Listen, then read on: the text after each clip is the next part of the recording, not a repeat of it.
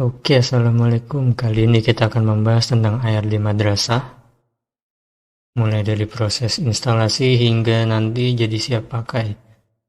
Jadi nanti video ini akan dipisah menjadi beberapa bagian, sesuai mulai dari instalasi, nanti cara download ARD-nya, VDI-nya, sampai nanti siap digunakan di server. Oke, sekarang kita mau install ARD-nya dulu. Kita buka browser. Di sini saya pakai Google Chrome.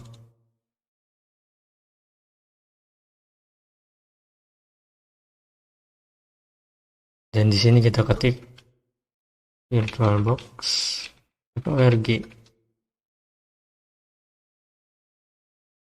Oke, di sebelah kiri ada panel. Kita pilih download. Lalu pilih Windows Host. Versi VirtualBox-nya 6116. Nah, disimpan di mana? Silakan dipilih. Saya di desktop saja. Baik, downloadnya sudah selesai. Kita langsung klik saja di sini. VirtualBox-nya, instalasinya. Klik run. Kita minimize saja ini. Ya, ini dia tampilan instalasi Oracle VirtualBox. Pertama kita klik next. Untuk lokasi instalasinya tidak usah diganti. Langsung next saja. Ini launch bar. Quick launch tidak perlu. Langsung kita uncheck terus next. Kalau ada warning gini klik yes.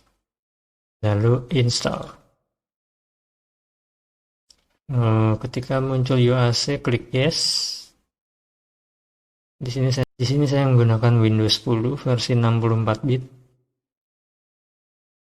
Jadi untuk ARD kita harus menggunakan 64 bit.